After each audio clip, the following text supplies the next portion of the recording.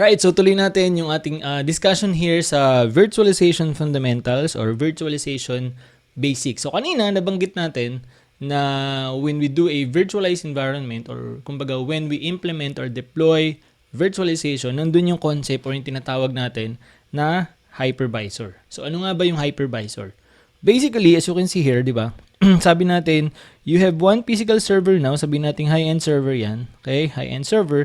And then on top of that high-end server, you have the hardware. Diba? Yung server na yun or yung box na yun, it has its RAM, CPU, storage, and so on. Diba? Tapos, we can have a hypervisor. We can have a hypervisor installed on that machine. And then on the top of the hypervisor, we can run multiple operating system. This is called virtual machine or guest OS if you will.